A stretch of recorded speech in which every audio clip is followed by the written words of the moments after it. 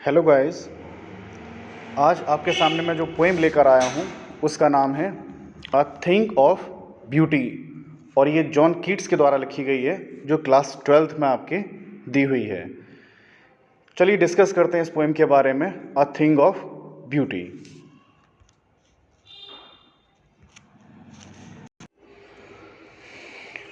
Poem start करने से पहले थोड़ा सा पोइट के बारे में जान लेते हैं।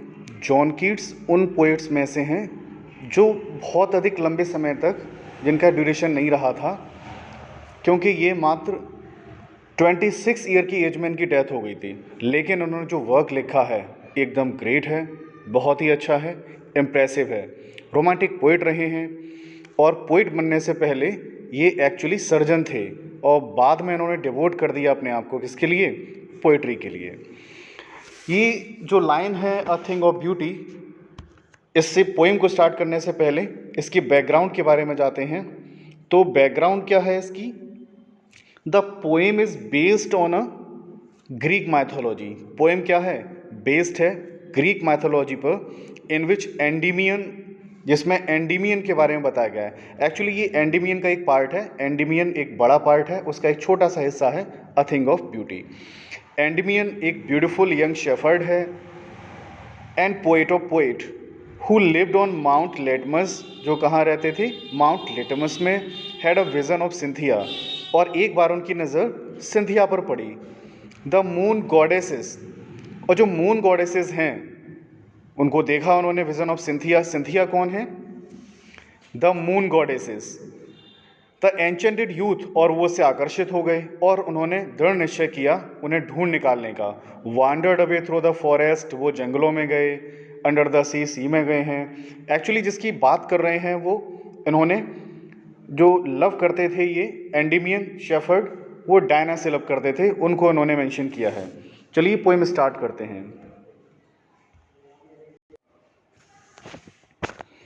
A thing of beauty is a joy for ever. A thing of beauty is a joy for ever. एक सुंदर चीज़ हमेशा आनंद देती है।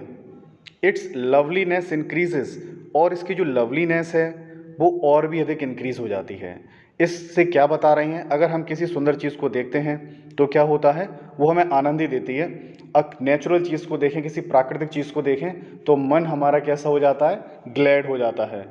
तो लवलीनेस क्या होती है? वो इंक्रीज हो जाती है। It will never pass into nothingness, और ये कभी क्या नहीं होती है? नेवर पास इंटू नथिंगनेस, ये कभी खत्म नहीं होती है। But will keep a bower quiet, लेकिन ये क्या रखती है?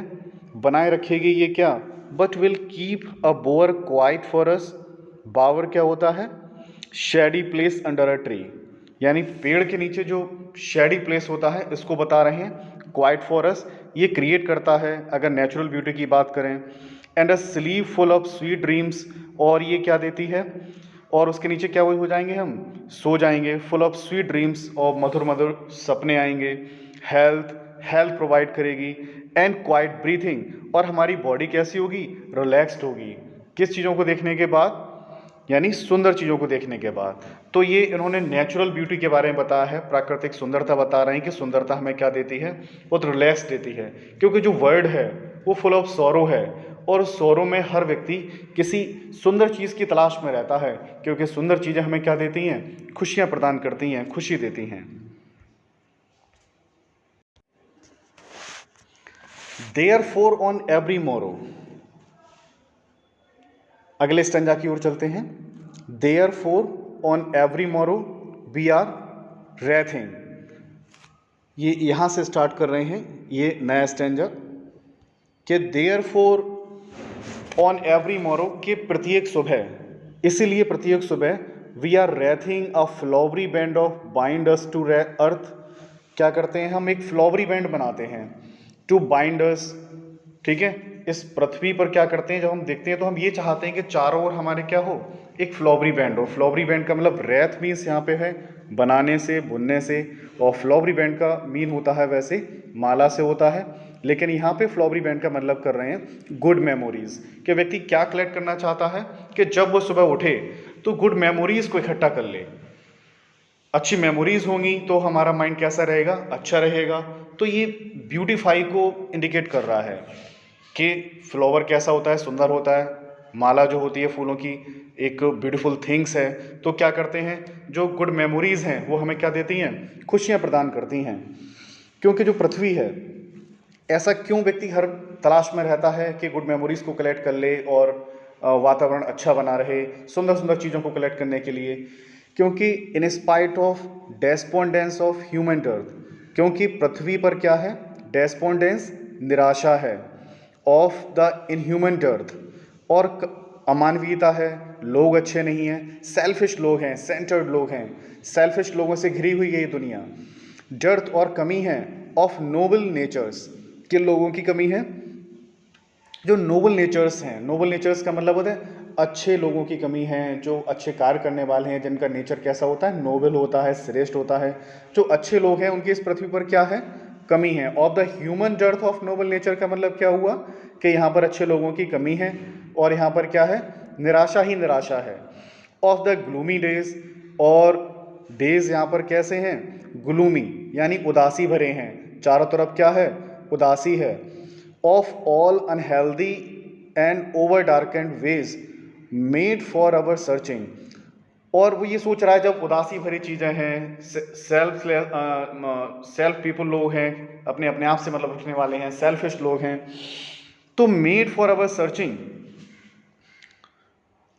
Of the unhealthy and over darkened ways, तो क्या करते हैं, ये कहीं ऐसा ना हो ये हमें क्या बना दें, अनहेल्दी बना सकते हैं, और हमारे रास्तों को कैसा कर सकते हैं, डार्कन कर सकते हैं, अंधकार में कर सकते हैं। जिस रास्ते पर हम चल रहे हैं वो रास्ता कैसा हो जाएगा, अंधकार में हो जाएगा।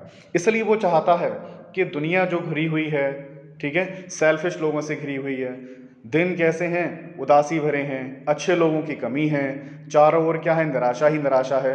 तो ये सब चीज़ें सौरों को रिप्रेजेंट कर रही हैं कि व्यक्ति पूरी दुनिया में किस चीज़ को देख रहा है, सौरों देख रहा है, दुख दे रहा है। हर चीज़ ऐसी है जो उसे क्या दे रही है, दुख दे रही है।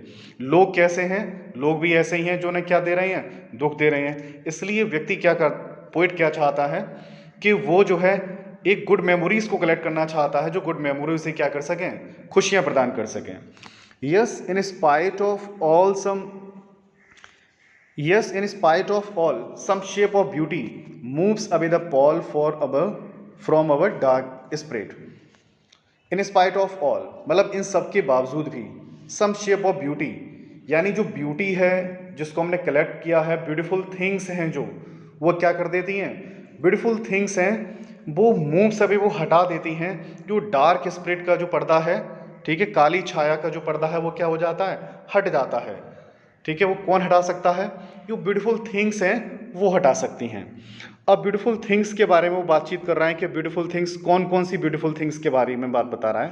देखिए थर्ड स्टैंजा यहाँ से स्टार्ट होता है कि सच कौन कौन सी ब्यूटीफुल थिंग्स के बारे में बता रहा है कि such the sun the moon trees old and young sprouting the shady moon, मतलब कौन कौन सी चीज़ें हैं जो क्या कर देती हैं, यानी जो डार्क स्पिरिट को हटा देती हैं, जो सुंदर चीज़ें हैं, कौन कौन सी सुंदर चीज़ों के बारे में बता रहा है वो, द सन, सन के बारे में, द मून, मून के बारे में, ट्रीज, दोनों तरीके के ट्रीज बता रहा है, old and young, sprouting a shady moon, और वो सभी क्या कर रहे हैं, वो प्रदान कर रहे हैं, एक छाया प्रदान कर रहे हैं।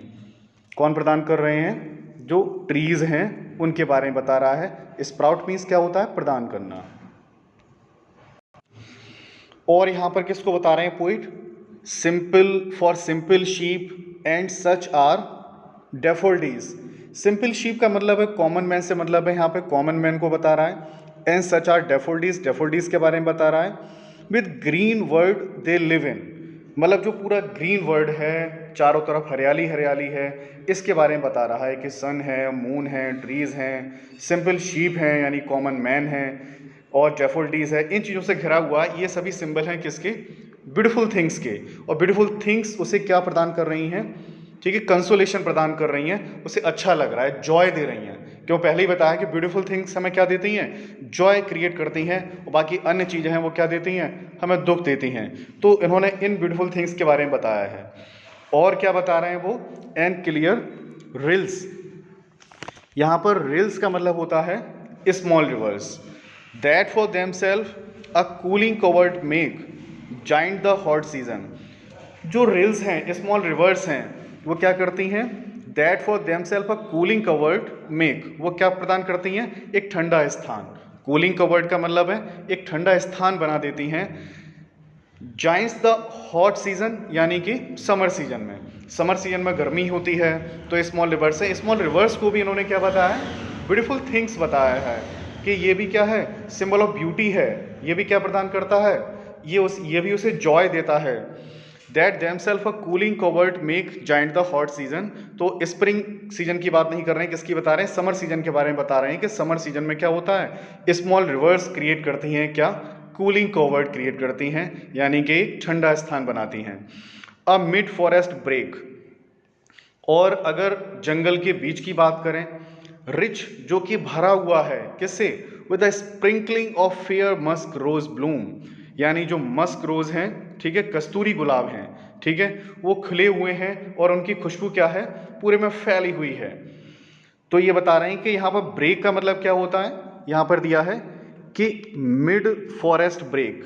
मिड फॉरेस्ट ब्रेक एक्चुअली क्या होता है? ये जो जंगल के बीच में जो एम्प्टी स्पेस होता है, इसके बारे में बता रहे हैं कि दोनों ओर पेड़ हैं और बीच में जो एम्प्टी स्पेस है, यहाँ पर क्या है? मस्क रोजेस हैं और वो ब्लूम किए हुए हैं, खिले हुए हैं, और उनकी खुशबू क्या है? पूरे में फैली हुई है। तो उनकी खुशबू क्या कर रही है? वातावरण को एकदम समृद्ध बना रही है। तो ये जो मस्क रोज हैं, ठीक है, तो मस्क रोज को इन्होंने क्या बताया यहाँ पर? ये भी ब्यूटीफुल थिंग्स हैं और ये भी जॉय क्रिएट करते हैं। तो ये सभी चीजें क्या क्रिएट कर रही हैं? जॉय क्रिएट कर रही हैं। अब लास्ट स्टैंजा जो ये स्टार्ट हो रहा है,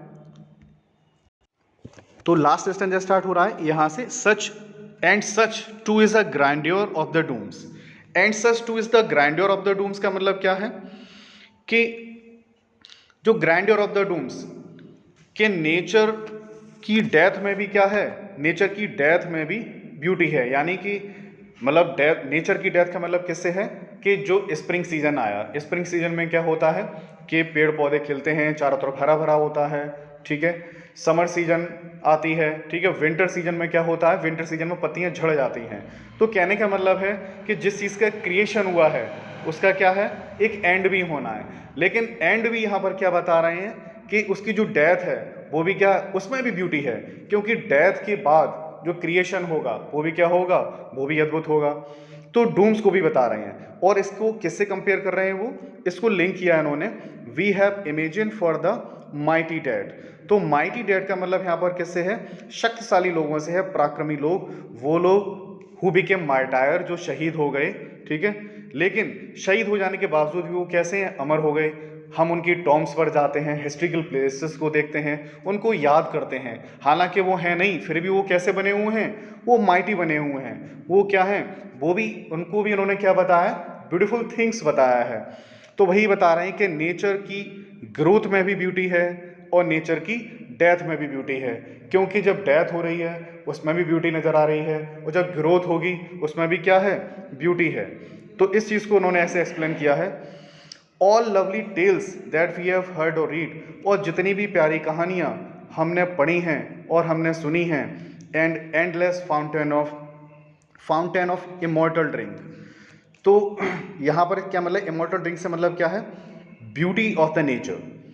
यानी कि यहाँ पर जो बताया अमृत, इमॉर्टल ड्रिंक एक अमर पेय। अमर पेय का मतलब किससे है? अमृत से मतलब है कि जो एंडलेस फाउंटेन, और यहाँ पर क्या है? एंडलेस फाउंटेन है, जो किसका प्रतीक है? Beauty of the nature. ये भी क्या है? नेचर की ब्यूटी है। Pouring unto us from heaven brink, और ऐसा लगता है कि जो फव्वारा है और इसमें से जो अमृत के बारे में बता रहे हैं कि ये क्या करता है? पोरिंग, ये उड़ेल दे रहा है हमारे ऊपर क्या? Heavens brink. हेवंस ब्रिंक का मतलब होता है कि स्वर्ग, एज ऑफ हेवन। यहाँ पर ब्रिंक का मतलब किससे? एज ऑफ हेवन से है, कि हम एज ऑफ हेवन पर हैं, और एज ऑफ हेवन पर क्या है? वो इमॉर्टल ड्रिंक हमारे ऊपर क्या हो रहा है? स्प्रिंकल हो रहा है, पोर हो रहा है, और हम उसमें क्या हो जा रहे हैं? और उसमें हम डूब जा रहे हैं। तो इस तरीके से उन्होंने इस पोइम को बताया। बहुत ही ब्यूटीफुल पोइम है, और एट लास्ट हम ये समझ सकते हैं इसमें कि जो ब्यूटीफुल थिंग्स हैं वो हमें क्या देती हैं? वो ब्यूटीफुल थिंग्स हमें जॉय देती हैं, जॉय क्रिएट करती हैं। ब्यूटीफुल थिंग्स हमें कभी दुख नहीं देती हैं, वो हमेशा ही हमेशा क्या देती हैं, जॉय देती हैं। इसलिए पोइट बता रहा है कि हमें किस की ओर रहना चाहिए, ब्यूटीफुल थिंग्स की ओर रहना चाहिए, जिससे कि हम अपने सौरों को क्या कर सकते हैं, कम कर सकते हैं। Because this world is full of sorrow. अगर प्लेजर हमें मिलता है तो कहाँ मिलता है, ब्यूटीफुल थिंग्स में मिलता है, नेचुरल ब्यूटी में मिलता है। चलिए गाइस, कुछ पोइटिक डिवाइसेस की बात कर लेते हैं इसमें से। अगर इसकी बात करें हम इस लाइन की कि therefore on every morrow we are we, यहाँ पे दिया है आर वी रेथिंग। तो बेसिकली यहाँ पर क्या होना चाहिए, आर वी रेथिंग तो ग्रामेटिकली इनकरेक्ट है, और इसे कहना क्या होना चाहिए, we are wreathing. Are we wreathing के स्थान पर वी आर रेथिंग होना चाहिए, क्योंकि कंटिन्यूस पहले सब्जेक्ट होना चाहिए, ठीक है, हेल्पिंग वर्ब फिर मेन वर्ब, इस तरीके से होना चाहिए। और जब पोइट अपने तरीके से उसकी राइमिंग को बनाने के लिए कुछ ऐसा करता है उल्टा सीधा, तो यहाँ पर ये क्या हो जाता है, तो जब इसे इन्वर्जन कहा जाता है, क्या कहते हैं, इन्वर्जन। इसे इन्वर्जन कहा जाता है कि जब उसको पलट दिया जाता है उसके क्रम को। और यहाँ पर क्या है, अगर बात करें तो यहाँ पर लाइन दे रखी है, of noble natures of all unhealthy, of noble natures of the gloomy days of all the unhealthy and over darkened ways. तो यहाँ पर बिगिनिंग, यहाँ पर जो है दोनों ही लाइनों की स्टार्टिंग किससे हो रही है, ऑफ से हो रही है। और जब दो लाइनें लगातार एक ही वर्ड से उनकी बिगिनिंग हो रही होती है, तो गाइस को क्या कहते हैं, उसको कहा जाता है एनाफोरा। उसको हम एनाफोरा कहते हैं, इसको हमने पहले ही बताया है। और अंतिम लाइन की बात करें तो लास्ट में स्टेंजा में दे रखा है कि and such too is grandeur of the dooms we have imagine for the mighty dead. तो यहाँ पे जो लाइन दे रखी है माइटी डेड, तो माइटी डेड में क्या है, ऑक्सीमोरन है। ऑक्सीमोरन क्या होता है कि दो विरोधी गुणों को दिखाया जाता है, कि दो विरोधी गुण साथ साथ दे रखे हों। इससे ही मिलता जुलता एंटीथीसिस होता है, उसमें दो अपोजिट आइडियाज़ दे रखे होते हैं। लेकिन ऑक्सीमोरन में क्या होता है, दो अपोजिट वर्ड ज्वाइन टुगेदर, साथ साथ जुड़े हुए होते हैं। इसके ऊपर भी मैं एक लेक्चर बना दूंगा, जिससे आपको क्लियर हो जाएगा कि what is the difference between oxymoron and antithesis. तो अभी इसमें क्या है, इसमें जो है ऑक्सीमोरन दिया गया है कि माइटी डेड, कि डेड भी हैं, मरे हुए भी हैं, और वो कैसे हैं, और माइटी भी हैं, शक्तिशाली भी हैं। इसका मतलब है शहीद लोगों के बारे में बता रहा है। तो इस तरीके की बातें दे रखी हों, दो अपोजिट क्वालिटीज़ दे रखी हों कि माइटी डेड दिया है, ठीक है, इसी तरीके से, तो यहाँ पर क्या हो जाएगा, ऑक्सीमोरन हो जाएगा, कि दो विरोधी बातें यहाँ पर दी हुई हैं। आई होप आपको ये पोइम बहुत अच्छे समझ में आई होगी, लिटरेरी डिवाइसेस को भी आपने बहुत अच्छे समझा होगा। अगर आपको ये वीडियो पसंद आई हो तो आप हमारे लेक्चर को लाइक करें, ठीक है, और हमारे चैनल को सब्सक्राइब करें। Thank you very much guys.